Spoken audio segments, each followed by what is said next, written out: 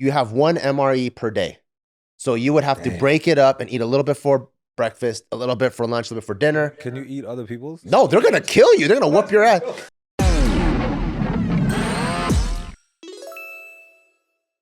Welcome back to another episode of Careful Boys.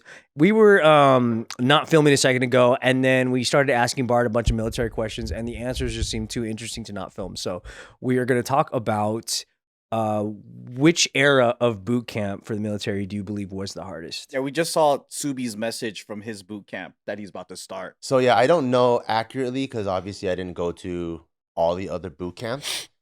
But I think if I had to guess, I think the 90s boot camp or 80s is probably the hardest. And the reason why I say that is obviously like from war stories, you know that the earlier you go, the harder it was. Like In the war? yeah, like if you go to Korean War, Gore-Tex wasn't fucking invented. So they're sleeping in the cold in a fucking canvas sleeping bag. Oh my gosh, that's not cool. They just don't have technology, right? Like, so you can, I'm like, they did the same things, the same missions, the same training, but we have fucking like Dr. Scholl's boots and shit. Like, we got crazy technology now. For them, they're doing the same things, but in their stuff. So you would think that's harder. Yeah. But I think that's also when they just started to write their manual. So when you watch stuff like Full Metal Jacket, there's only one drill instructor per platoon. So it's like, I think that was the structure of it. Then eventually they started doing 2 drill instructors, 3 drill instructors. So now you have people getting smoked at twice the rate. And I think you start to develop creativity. So now like people can make people like fuck around like crazy and really make their life a living hell. And the one clear objective thing that I know is when I went to boot camp, at least Marine Corps boot camp, there's this thing called the crucible. And the crucible is this 3-day like culminating event. You go 50 something plus miles on foot and you have to do, I forgot, like 10 or 15 obstacle courses through that whole thing. And each night you only sleep 2 to 4 hours. And when I went, you have one MRE per day. So you would have to break it up and eat a little bit for breakfast, a little bit for lunch, a little bit for dinner. Can you eat other people's? No, they're gonna kill you. They're gonna whoop your ass. So yeah, 'cause everyone has one MRE per day. Finish that? And then I found out later on, maybe like 10 years later, they had 9 MREs to do the crucible. 9? So they had one per meal, like a regular person. Whoa. And when I talked to my sergeant when I first got to my unit, he told me he had one MRE for all 3 days. So I knew for sure, objectively, his boot camp was harder than mine. He was around in the 90s when he did boot camp. In the 90s. So I know for sure they had, and I just think during that time, it was probably harder. And then they have the creativity to fuck around and play all these crazy ass games. No rules and human rights. Rules. Yeah. And then, because that's when they invented what I was telling you off camera, where they would run up to you with their closed fist and go, "Stop hitting my fist with your face," and then go like this over and over. And technically, they're not socking you because they're not cocking back. So they'll just run 100 miles an hour straight into your face. And I think by the time it's like 2010 and plus is when they have like this whole thing called like Mothers of America, where they stepped in, like, oh, there's like People were dying in boot camp. or dying or PTSD or that kind of stuff. So it was a specific event in time. As my face is up there.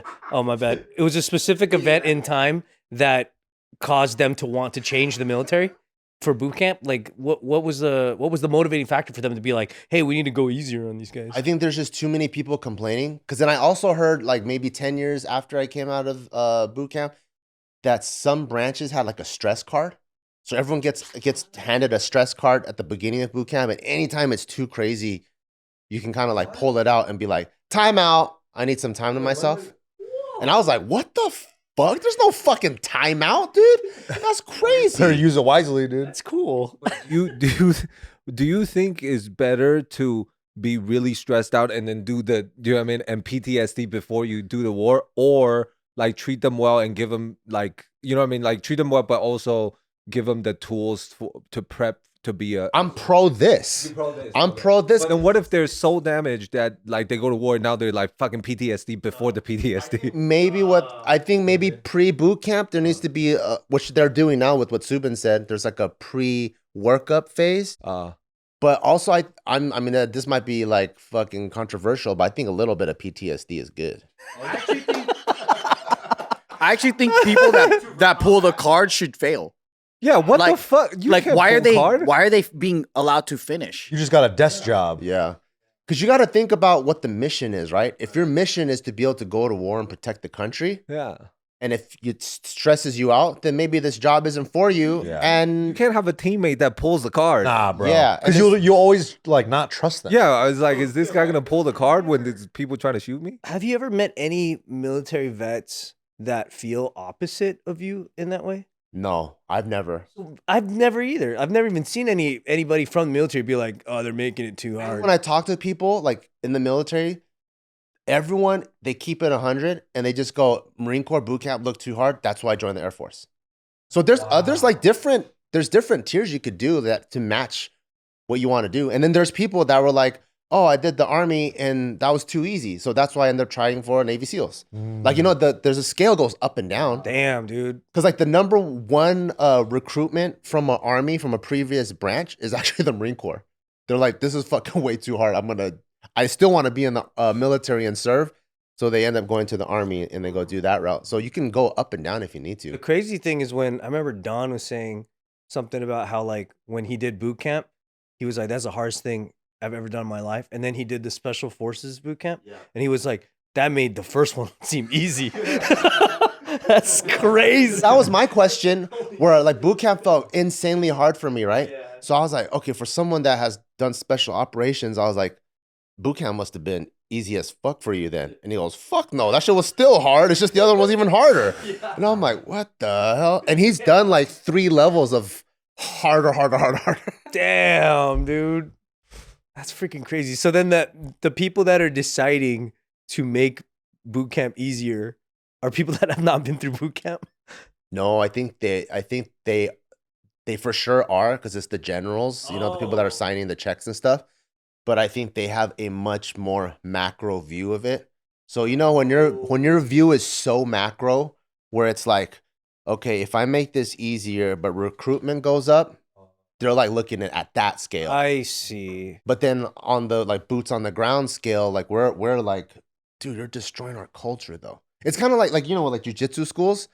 It's technically, if you make it a little bit more cookie cutter, make it a little bit easier, you can now franchise your jujitsu school. You can have one on every block, and then you can be a school owning millionaire, right? But then people look at those schools and they're like, oh, that's not real jujitsu. But then this guy is also a millionaire. So it's like, what are you trying to, like, what's more successful? A school with very little students, like our MMA school where everyone got beat the fuck up? Or is a school more successful when you have a lot of students all over the world, you know? Right. And I think that's the conundrum that they face. You know what I was thinking about? Like why they would allow such a thing if it's damaging the military.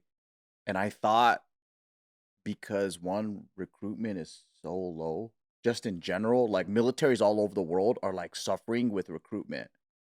And another thing is I think warfare is changing. Like Vietnam era, I think they train people to still fight like World War II, and then they're like, oh, we fucked up. We got to fight like more special ops. Yeah. It went from trench to guerrilla warfare. Yeah, and then everything is changing, right? But it's also changing now into like drones and like less. And in most of the wars we're in, we're not fighting other militaries that can compete. So I'm like, what if they have a completely different game plan of like, yeah, we'll let in a few pussies because they're going to be on the computer anyway. He'll be a hacker. Something like that. I don't know. I do like the way Army goes about it. So like the Army boot camp is not as hard. And then, so that's like, okay, cool. We kind of, How much not as hard is it to Marine boot camp? I've only known a few people that have gone to both, and they said it's like half as hard. How did they go to both? There's people that go to both because they did one and they're like, I don't like this route. So one of the guys that, So they're both a Marine and an Army? yeah, so one of the guys that Subi works with is actually one of those guys. He went Marine infantry, and I think he thought that was pussy. So he was like, I'm going to go special forces. So he went in the Army and they went Green Beret. Oh, so you have to start like this and go like that. Like David Goggins, he was Air Force and he wanted more out of himself. So he went Navy and then went SEALs. When you were doing boot camp, did you run into anybody like that where it was there? Oh yeah, I met in my platoon. So platoon is like just your 80 people. Then you have a company. Company's made up of platoons. Every graduating class of your company, you have this guy called the honor grad, and he's like the baddest motherfucker you've ever seen. And our honor grad, he already graduated with fucking hella ribbons, which you don't have because if you're a fresh recruit, like how are you gonna have like fucking Honors and stuff like yeah, Navy Achievement Medal or Afghanistan Campaign Medal? Like you're not gonna have those, right? But he graduated with 2 rows of ribbons and gold wings, meaning he's had over 10 jumps out of airplanes. Damn. And I found out it was because he was already an Army Ranger. So he was already special Army Ranger? He was already a special operations, and then I guess for some reason he didn't like it. So he went in your boot camp. So he went into our boot camp to maybe pursue whatever else in the Marine Corps. But he was like, How is he doing through all the tests and stuff? Did you get to see him? this fool looked like Captain America the whole time. He was good. He was fucking good. Yeah, he was like, He was the honor grad? he was the honor grad. Yeah, he was like, fuck. Like when people are like me, you know, oh, fuck, I wish I had my inhaler. I'm about to pass out. Like this fool's fucking running up there. Come on, guys, let's fucking go. Like fucking Chris Evans. He's like a leader too. Running, fucking, let's go. And if someone like, oh, I can't take it anymore, and like drops the flag, he's the guy, we fucking got this. He was like this Samoan dude, like Polynesian, like ripped ass, buff ass, like Polynesian dude. That's cool to have in your team, man. Yeah. Let's go. You feel inspired? I was like, he should be honor grad. That's my honor grad. I was like, he should be honor grad, dude. How do the drill instructors treat that guy? Any different? In the book, well, here's the thing, which I give the drill instructors hella respect.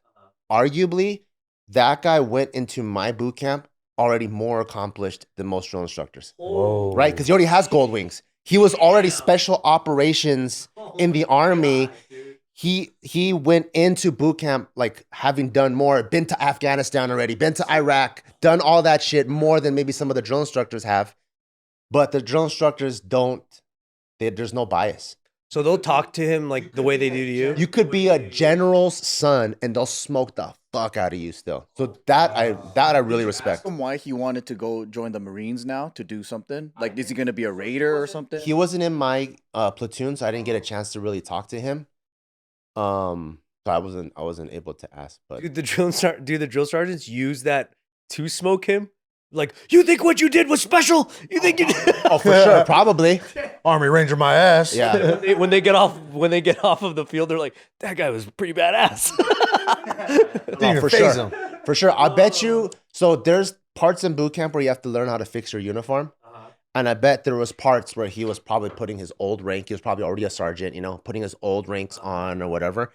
And then they're probably like, don't you dare put that shit on, you fucking recruit. You haven't earned shit. And he probably grabbed his wings and probably chucked it on the floor. You know, probably shit like that. Because you're technically not in the military in boot camp. You're technically a recruit. Wow. So I'm pretty sure they probably wouldn't have allowed him to put any of his shit on, and you're gonna fucking dress your shit just like everyone else. But like, if you're like Army, right, and then you have to put on a Marine one, can you put on the same badge? Because I think it's like, if you got a black belt in Taekwondo, you can't go to Jiu-Jitsu and put the black belt on because you just got it in Taekwondo. That's very true. In the military, you can. So you could go to Navy, Army, whatever, rack up all those medals. You could be like a fucking dictator of North Korea, just have it just coming down. There's a guy, look him up. I forgot his name, but look up SEAL and Night Stalker. So Night Stalker, Richard Ramirez? The hell? right?